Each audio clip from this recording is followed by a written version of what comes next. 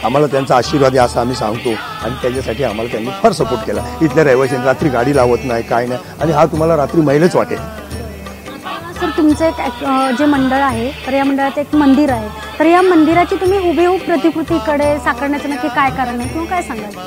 कसं आहे की हा जो इथली जी प्रतिक्रिया येते तिथे ती एमटी जाते, हे एमटी गेल्यामुळे ते तिथं भरून दिसायला. ही कल्पनाच तुम्हाला कशी सुचली? हे आता ते आमच्या अध्यक्षांना माहिती सगळं काय. आम्ही त्यांनी जसं जे सांगतो ते आम्ही करतो आणि बाकीचं सगळं त्यांना माहिती. त्यांच्या डोक्यात ते फक्त गणपती, त्यांची श्रद्धा एवढी मोठी आहे की आम्ही तुम्हाला सांगूच शकत नाही. कुणाजवळ ते दानपेटी ठेवायची बी नाही म्हणतात, देणगी बी घ्यायची नाही, एवढं त्यांचं हे म्हणणं आहे. कोण आणून देतं जे त्यांचं आहे, बाकी कुणाला वर्गणीला मुलं जात नाही काय नाही, सगळे कामात राहतात मुलं तिथे. मंडळाला 100 वर्ष पूर्ण झाली आहेत, काय वाटतं काय सांगाल? फार म्हणजे इथं उत्सव आता तुम्हाला मी तेच सांगतो, तुम्ही आता बघताय गर्दी झाल्यानंतर की इतका उत्सव की आमचा प्रत्येक मनुष्य, मी एक कलाकार आहे, मी नृत्यकार आहे, मी डान्स डायरेक्टर आहे, पण मी स्वतःच कार्यक्रम घेतलेला आहे, मी इथं माझं लक्ष आहे. याचं कारण म्हणजे आमची इथली जेवढी मुलं आहेत जेवढे आमचे कार्यकर्ते सगळे इथं हे झालेले. मंडळाने जे देखावे वगैरे केलेले आहेत आतापर्यंत, तर त्या बाबतीत काय सांगाल? एक सामाजिक प्रबोधन त्या देखाव्यातून होते असं वाटतंय का? हो. कुठला तुमचा देखावा असा होता की ज्यामधनं सामाजिक प्रबोधन आणि एक सामाजिक बांधिलकी जपली गेली आहे? ह्याच्या पुढे अजून त्यांनी ती बांधिलकी अजून यांनी ह्याच्या पुढची वाढवलेली आहे. पुढचे जे गोरगरिबांसाठी जे काय करायचे त्यांचे, आणि ते असले असते तर त्यांनी तुम्हाला आमच्यापेक्षा जास्त माहिती दिली असते. कारण का आम्हाला जेवढं माहिती आहे आम्ही ते तुम्हाला सांगतो. त्यांच्या डोक्यात आमच्यापेक्षा भरपूर काय, हो कल्पना त्यांची आमच्यापेक्षा भरपूर काय सांगाल तुम्ही मंडळाबद्दल? मंडळाला 100 वर्ष पूर्ण झाली आहेत.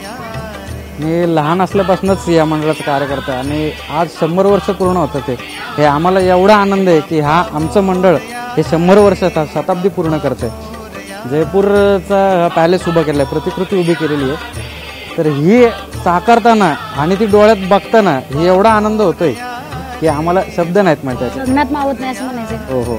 आणि हे जे आहे ते आमचं मंदिर, आमचं मंदिर आम्ही जेव्हा बांधलं त्यावेळेस आमचं मंदिराचं सुद्धा आम्हाला एवढं हे होतं की हे किती छान झालेलं आहे, मग आपल्या देखाव्यात त्याचं पण काही घेता येईल का, म्हणून आम्ही सुद्धा ते हे करून त्यांच्याकडून तसं हुबेहूब बनवा असं आम्ही त्यांना सांगितलं आणि हे करून घेतलं. कारण आमचं मंदिर आहे ते सगळ्यांना दिसावं, ते कळावं की हे मंदिर यांनी किती चांगलं बांधलेलं आहे. तेवढं देखाव्यांबद्दल काय सांगाल? आता तुम्ही जयपूर पॅलेसची जी प्रतिकृती उभारली तर त्या बाबतीत काय सांगाल? जयपूर पॅलेसचं आमचं हे साधारण 4 वर्षापासून, जसं त्यांनी सांगितलं अध्यक्षांनी, आमचं हे 100 वर्ष पूर्ण होणार, त्यामुळे तुम्ही 4 वर्षापासूनच तयारी करत होता? 4 वर्षापासूनच आमची तयारी होती. आर्थिक बाकीच्या सगळ्या गोष्टी या आम्ही 4 वर्षापासून तयारी करत होतो.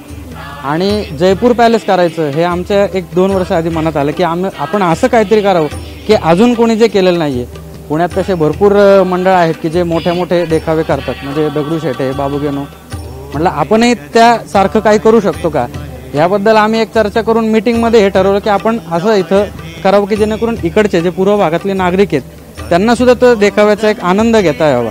एवढं मोठं हे आहे जे त्याचा. एकदन्ताय विद्महे वक्रतुण्डाय धीमहि तन्नो दन्ति प्रचोदयात्.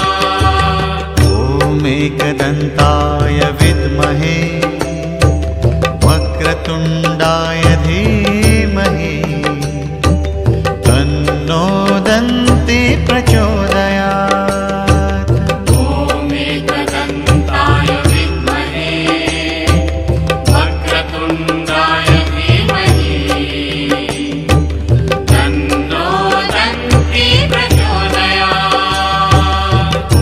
एकदन्ताय विद्महे वक्रतुण्डाय धीमहि तन्नो दन्ति प्रचोदयात्. ॐ एकदन्ताय विद्महे वक्रतुण्डाय धीमहि तन्नो दन्ति प्रचोदयात्. ॐ एकदन्ताय विद्महे वक्रतुण्डाय धीमहि तन्नो दन्ति प्रचोदयात्. ॐ एकदन्ताय विद्महे वक्रतुण्डाय धीमहि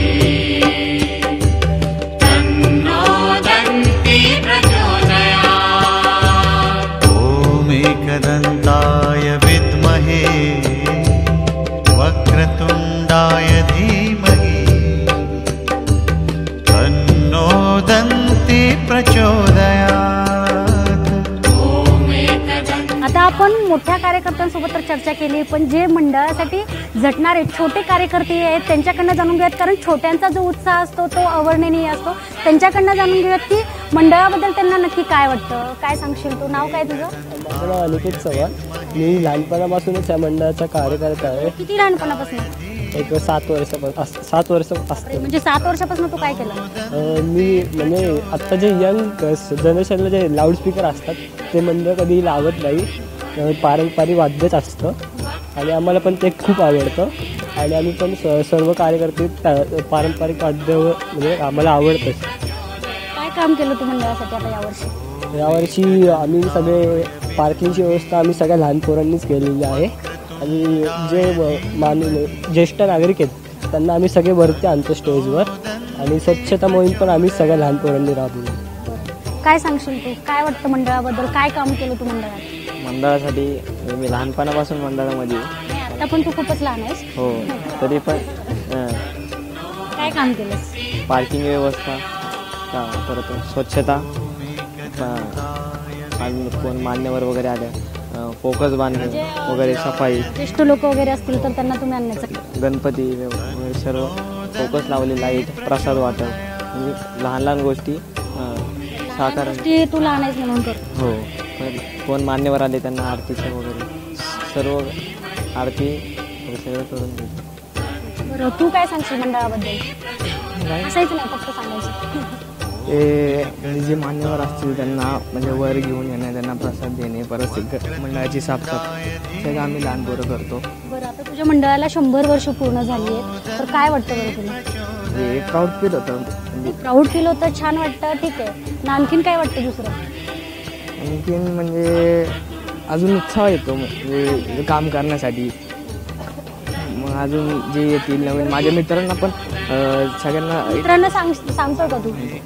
येतात का मित्र भेट द्यायला? नक्की नक्की ना येतात. उद्या वगैरे आले तर पाहिजे मित्र आले. बरं, आणखीन काय तू मंडळामध्ये काय काय काम केलं? मी करतो रोज साफसफाई वगैरे, मॅट असतो पूर्ण, म्हणजे सगळे आम्ही 2-3 जण लहान पोरं सगळे करतो. बरं, आता मी पाहिलं की तू कारंज्यासाठी पाणी वगैरे आणत होता, ते कोण सांगणार? हां, ते म्हणजे ते करतो. बाकी पण सगळं काम करतो. मंडळाबद्दल काय सांगणार? 100 वर्ष झालेलं आहे. मला खूप आनंद होत आहे. सगळे कार्यकर्ते गेली 4 वर्ष धडपड करत आहेत. हा जो देखावा केलेला आहे त्या संदर्भात मीटिंग होतात आहेत, सगळं होतात आहेत. विशेष करून आमचे सगळे कार्यकर्ते निर्व्यसनी आहेत. तुम्हाला दिसेलच सगळीकडे साफसफाई वगैरे, स्वच्छता मोहीम तर राबवतोच. त्या पलीकडे कोणालाही नागरिकांना त्रास नाही होणार याची दक्षता आम्ही शक्यतो घेतो. लहान मुलांना पण तेवढंच प्राधान्य देतो की जेणेकरून ते हर्ट होणार नाही, म्हणजे नाही का साधारणपणे. म्हणजे जो पण वृद्ध वगैरे लोक येतील आम्हाला खूप अभिप्राय छान भेटतो की तुम्ही छान केलेलं आहे, की पुढच्या वेळेस पण आम्हाला असंच काही बघायला मिळेल का. तर मग आम्ही त्या संदर्भात चर्चा चालू आहे आमची की पुढच्या वेळेस पण की जेवढं चांगलं करता येईल तेवढं आम्ही प्रयत्न करू. मागच्या वर्षीचं काय होतं तुमचं देखावा? मागच्या वर्षी आम्ही देवरा केलेला आहे, जो सागवानी लाकडाचा आहे, जेणेकरून की आमची स्त्रीची मूर्ती जेणेकरून तुम्हाला वाटत असेल. तर साधारणपणे तो देखावा जे आम्ही ते जे हे केलेलं आहे साधारण ते मागच्या वेळेस आम्ही एक ट्रॉली घेतलेली आहे की स्त्रींसाठी आणि ते देखावा म्हणजे आम्ही देवरच केलेलं आहे कायमस्वरूपी. एकंदरीतच आपण पाहिले की लाडक्या बाप्पांच्या स्वागतासाठी पुणे नगरी सजलीच आहे आणि या लाडक्या बाप्पाच्या स्वागतासाठी आपण पाहिले की दत्त तरुण मंडळाचे कार्यकर्ते अथक परिश्रम घेताना दिसत आहेत. व्यक्ती, राष्ट्र, विश्व, बुद्धी, भावना, तत्व, सत्व, नागरिकत्व आणि व्यक्तिमत्व या सर्वांचा मेळ घालून जे नैतिक प्रगती करण्याचं आव्हान आपल्यासमोर आहे ते आव्हान आपण त्याच वेळेस पूर्ण करू शकतो ज्यावेळेस असे छोटे मोठे सगळे कार्यकर्ते एकत्र येऊन काम करतील. आणि खरंच श्री दत्त तरुण मंडळाने एक आगळा वेगळा एक आदर्श निर्माण करून दिलेला आहे की एक सामाजिक बांधिलकी सुद्धा त्यांनी निर्माण केलेली आहे की वेगवेगळे उपक्रम घेतलेत. त्यामध्ये एड्सचं जनजागृती असेल किंवा असे अनेक उपक्रम असतील की ते अनेक उपक्रम घेऊन एक समाजासमोर एक वेगळा आदर्श ठेवला आहे. व्हिडिओ जर्नलिस्ट सूरज खोंडसह मी शनाया, पुणे प्लस.